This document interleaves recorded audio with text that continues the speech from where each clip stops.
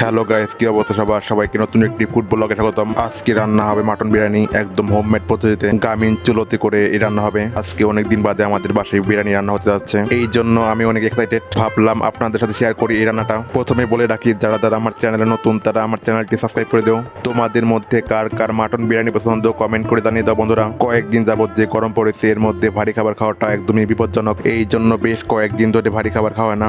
কিন্তু গত রাতে বৃষ্টি হওয়াতে আজকের ওয়েদারটা একটু ঠান্ডা, এই কারণে ভাবলাম যে আজকে বিরিয়ানি খাওয়া যাক। আর হ্যাঁ বন্ধুরা, আমাদের বিরিয়ানিতে কিন্তু একদম দেশি মশলা ইউজ করা হয়, কোনো ধরনের অ্যাডিশনাল মশলা ইউজ করা হয় না। এতে করে বিরিয়ানিতে একদম দেশি স্বাদ পাওয়া যায়। তোমাদের মধ্যে যারা যারা বিরিয়ানি লাভার আছে তারা একটা করে লাইক করে দাও। দেখুন বন্ধুরা, কত সুন্দর করে মশলা কষানো হয়েছে। লিটারেলি খাসির মাংস থাকে একটু শক্ত, এই জন্য অনেক সময় ধরে এটিকে কষাতে হয়, আদারওয়াইজ এই মাংস অনেক শক্ত থাকবে এবং ঠিকমতো খাওয়া যাবে না, এবং খাওয়ার সময় আপনার দাঁত ভেঙে দিতে পারে। দেখুন বন্ধুরা, এখন চিনি করার চাল সিদ্ধ করা হবে। বন্ধুরা, আমি কিন্তু অলওয়েজ কষা মাংস একটুটা খেয়ে দেখি, আমরা কারা কারা এরকম করো কমেন্টে জানিয়ে দাও।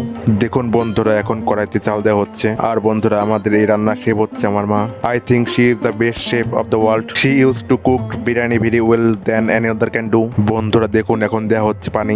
এই পানি দিয়েই কিন্তু বিরিয়ানি এর চাল সিদ্ধ করা হবে।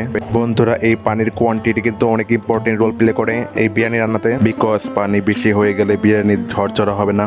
দেখুন বন্ধুরা, কত বিশাল বিশাল সাইজের আলু টুকরা করে দেওয়া হয়েছে। আমার কিন্তু বিরিয়ানির মধ্যে আলু খুব পছন্দ। তোমাদের মধ্যে কার কার বিরিয়ানির মধ্যে আলু পছন্দ কমেন্ট করে জানিয়ে দাও। কাচ্চি বিরিয়ানির সাথে বড় সাইজের একটি আলু, দারুণ একটি কম্বিনেশন। এটি ছাড়া বিরিয়ানি খাওয়াটা অসম্পূর্ণ থেকে যায়। বন্ধুরা, এখন কয়লা দিয়ে ভাপ দেওয়া হবে। দেখুন ডেগের ওপর কয়লা দেওয়া হচ্ছে, এটি দারুণ একটি পদ্ধতি। এতে করে মাংসগুলি সুসিদ্ধ হবে। তোমাদের মধ্যে কে কে আছো যারা এরকম বিরিয়ানি রান্নার পরে কয়লা দিয়ে ভাপ দাও কমেন্ট করে জানিয়ে দাও। দেখুন বন্ধুরা, রান্না শেষ। দেখতে কিন্তু বন্ধুরা দারুণ হয়েছে। তোমাদের কাছে কেমন লেগেছে কমেন্ট জানিয়ে দাও। আর বন্ধুরা, এই কালারটি দেখো, কালারটি কত সুন্দর হয়েছে। এখন প্লেটে করে বিরিয়ানি বানা হচ্ছে। We cook together and eat together, that's a one kind of feelings what we love most. Company with a family is most beautiful scene, it is the most beautiful moment for my life. বন্ধুরা, তোমাদের কাছে রান্নাটি কেমন লেগেছে comment করে জানিয়ে দাও। এখন আমার খাবার পালা। দারুণ স্বাদ হয়েছে বন্ধুরা, একদম কঠিন স্বাদ।